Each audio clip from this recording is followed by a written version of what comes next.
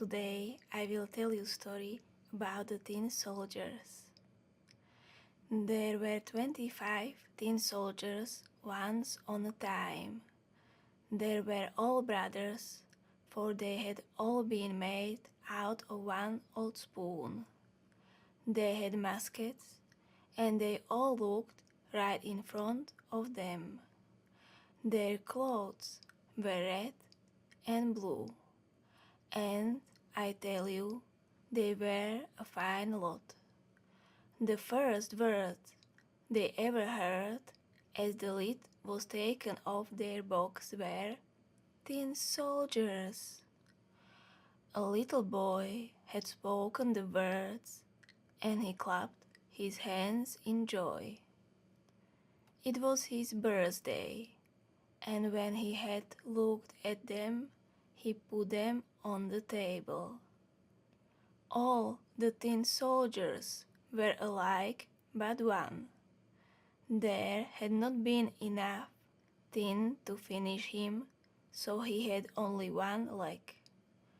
But he stood on that as well as the others did on two legs, and this soldier was to be greater than all the other 24.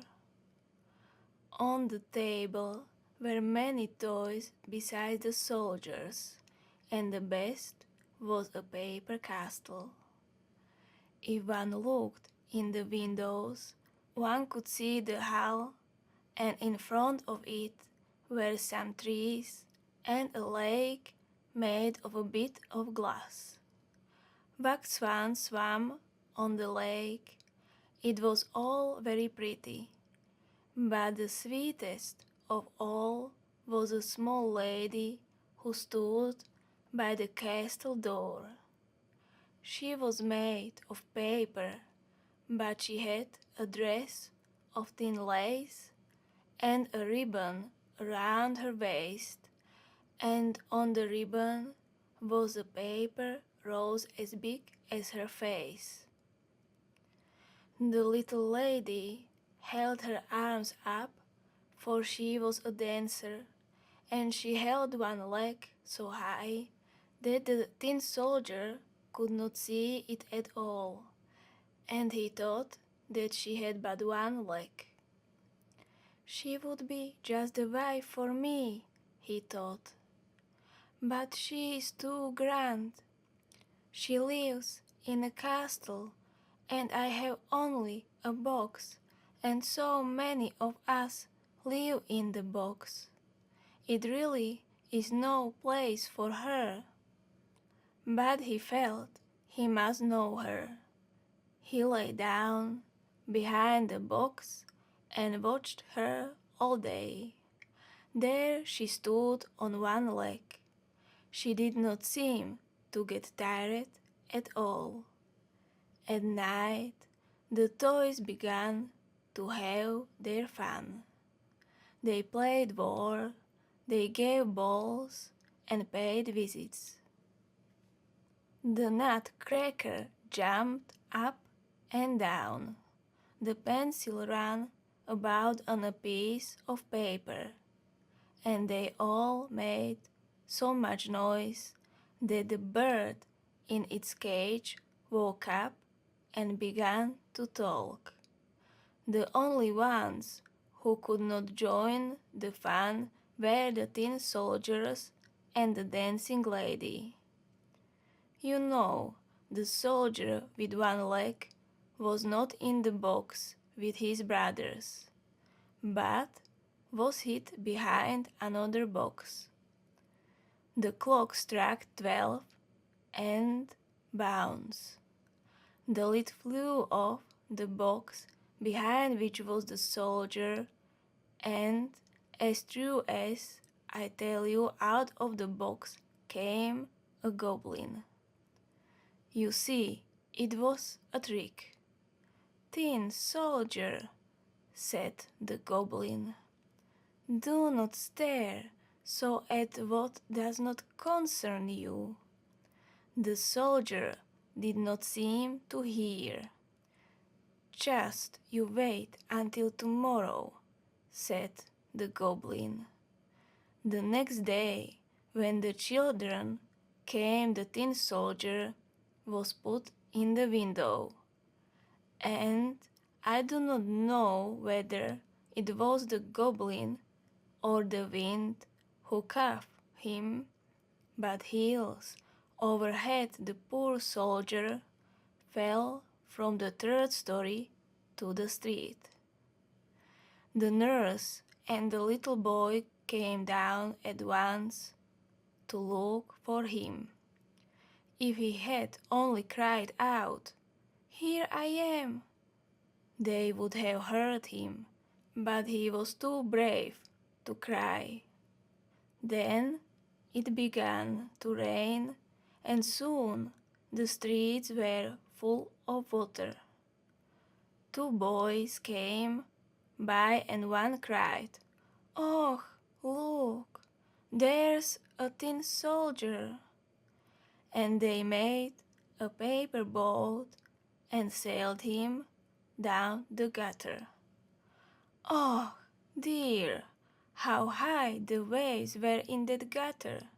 Still, the tin soldier stood firm and looked right in front of him, just like a true soldier does in danger.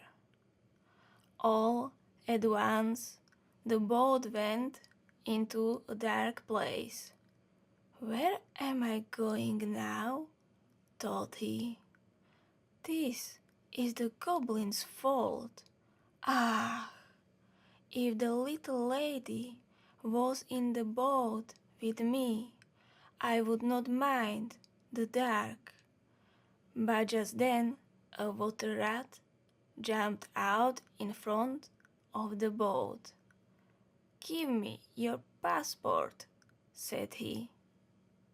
The soldier held his gun close and said not a word. But the stream grew stronger. The tin soldier could see the light beyond, and he heard a great noise that would have made even you afraid. Only think, right ahead was a deep river, and for that little soldier in his tiny boat, that was an awful thing. The boat sailed on, and the soldier stood stiff, and not even an eye winked. The boat turned around 3 times. The water came in. The tin soldier stood up to his neck in it. Then it closed over his head. He thought of the sweet lady, and a song came to him as he sang. "Farewell, farewell, to warrior brave, for this day two must die."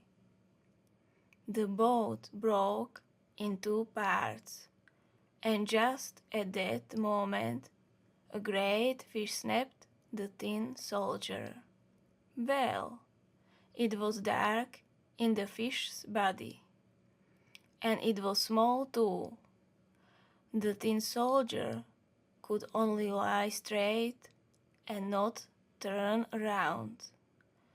The fish swam to and fro, but before long he was caught on a hook, and then light shone on the tin soldier, and someone cried, "The soldier!"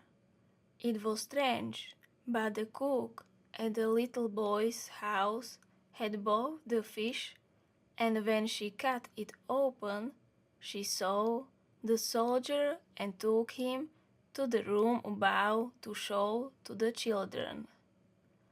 It was the same dear room, and the children and toys, but best of all, there was the dancing lady. The soldier almost cried when he saw her, but they looked at each other and said not a word. Then one of the boys without any reason, took the poor soldier and flung him into the fire. I am sure it was the goblin who made him do it. The soldier stood still in the awful heat. The color of his coat melted away. He looked at the dear little lady, and she looked at him. He felt as if he were melting, but he stood firm. Then the wind caught the dancing lady, and she flew through the air like a bird and came right in the fire near the tin soldier. A flash, and she was gone into the blaze. The tin soldier melted in a lamp at first, and then he melted into the shape of a heart.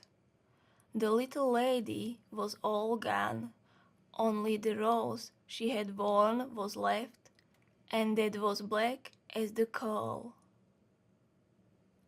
I wish you good night and sweet dreams.